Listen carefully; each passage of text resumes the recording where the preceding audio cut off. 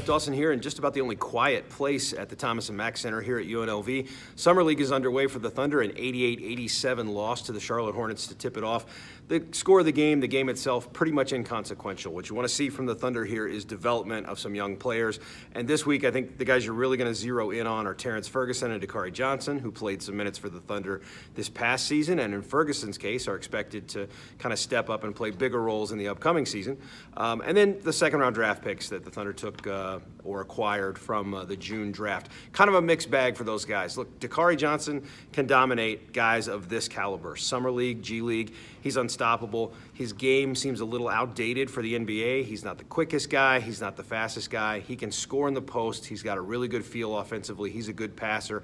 He showed all that stuff today in this loss. Had a great assist to PJ Dozier late in the game as the Thunder was kind of going back and forth with the Hornets. He just does a lot of things. They give him the ball and let him play a little bit of kind of point center. The trick for him, and I talked to Dakari Johnson about this after the game, is sort of translating that and proving that he's not just, kind of a basketball version of Crash Davis from Bull Durham, the guy who can dominate the minors, but not really make that step up to the major leagues. Dakari's trying to prove that he can. He's gotten in better shape again. He continues to kind of work on his body, and that's a work in progress. He's just going to have to be better defensively, move his feet a little better, get to his spots better. He's not going to turn into a better athlete, but you see what he can do against guys at this level, and that's fairly consistent for him.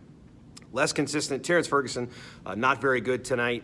Just a little off, 2 for 9 from the floor. Wasn't very engaged as a playmaker. Daniel Hamilton was really handling that role. Ferguson just didn't get very involved. This week should really be about him making some plays, having the ball in his hands, and it would be good to see the Thunder do a little bit more of that going forward this weekend and on into tournament play. They'll play again on Saturday and then again on Monday, and you'd like to see Ferguson just sort of making some plays with the ball, maybe setting up some other guys, maybe getting into his own jumper, getting to his offense, getting to the lane, different things with the ball in his hands. That's what he's kind of worked on this summer. I wrote about that this week, and that's what he really needs to probably be focusing on here. He's got to show some aggressiveness, and they've got to get him more involved. The second-round picks, a little up and down. Kevin Hervey looked pretty good. He's bigger than you think. He's got a little bit of a stretch 4 game. He feels like, he talked about afterwards that this feels like the NBA is moving toward what he likes to do, and he definitely has some of the skills of the modern stretch 4. Really big body. Pretty good three-point stroke. He's very active. A guy who's just kind of finding his way, as he talked about today, making a big jump, a big step up from playing mid-major basketball. Even at this level, the NBA is a big jump for him in Summer League, and some of these guys playing for the Hornets are going to be rotation players in the NBA, so that was a big jump for him and a good test. Not as good a showing from Devin Hall. He was 0 for 5 from the floor, didn't really engage a whole lot, just wasn't really a guy who was a big factor out there.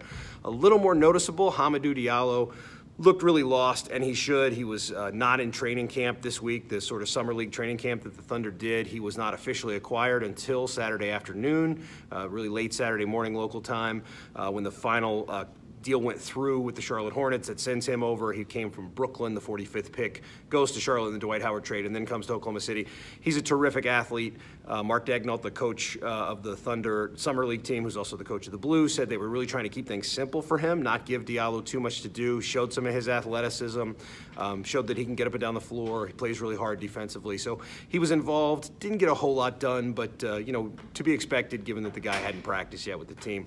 Thunder's back in action on Saturday here against the Brooklyn Nets. We'll be back tomorrow with more coverage from that game. So